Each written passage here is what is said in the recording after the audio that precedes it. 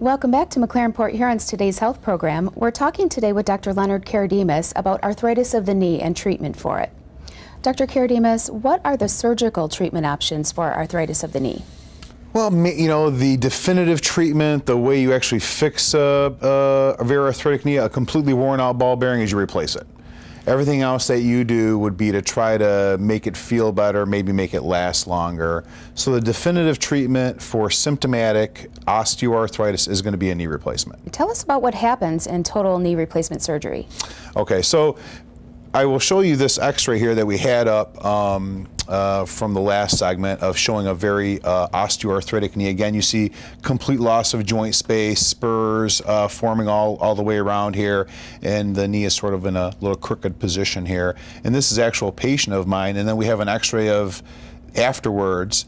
Same patient, basically I removed all the spurs, took all the spurs out, removed some bone at the top of each side and replace it with metal, and there's a plastic cushion between the two, and now we've actually straightened the knee out as well.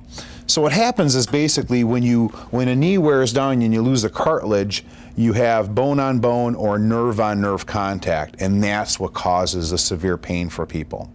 So I have a model of a knee replacement right here. So basically you lose the cartilage, you end up with bone on bone or nerve on nerve contact causing pain.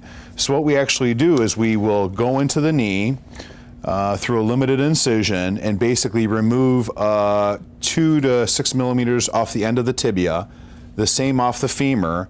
Then we will put in a metal component onto the tibia, plastic component over that, as well as a metal component at the end of the femur, and then kind of pop that into place, and that is the new knee. So you've taken that bone on bone, nerve on nerve contact away.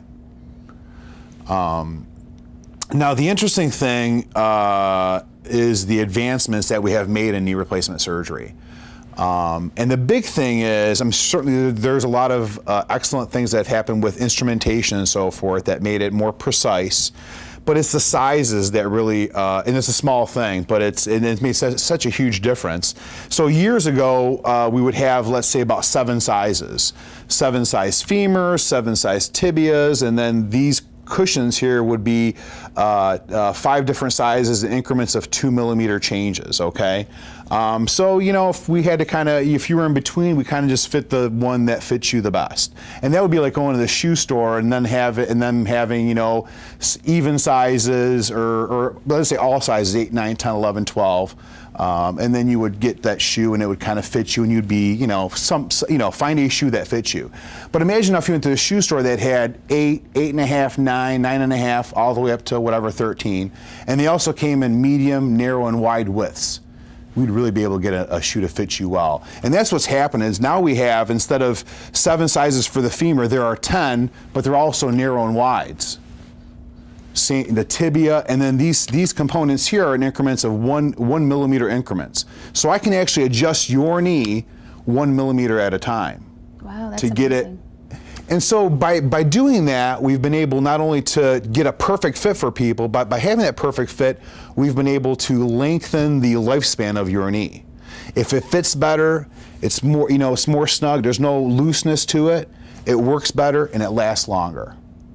So what are some of the other benefits to having this type of total knee replacement surgery? And there's pain relief, there's better mobility. So, you know, in essence, when we, you know, the indication for a knee replacement is going to be pain, and that's always been the case. So if you look at it from that standpoint, you have a very painful knee. What are your options? Knee replacement, we do it. It has a very high success rate. Certainly, we like to get people, you know, better range of motion, straighten their knee out, make it more stable for them, and those things all happen sort of because we you know, fixed your knee for you. So what would the patient experience going into surgery having this procedure done? So typically it's about a 2-hour procedure. So you go to the hospital in the morning, you do the surgery, you're in your room a few hours later. The great new things that have happened in knee replacement surgery is our ability to do it minimally invasive through smaller incisions.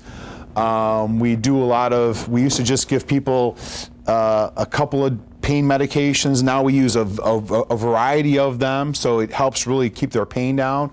But the really cool thing has been is we are now using local agents, long-acting local agents, like long-acting Novocaine.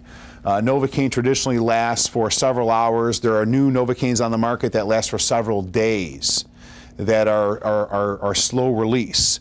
And we can inject those around the knee, which makes it much more comfortable. You can get up, we try to get everybody out of bed and walking the day of surgery. And most patients are able actually to go home the day after surgery, which is quite remarkable.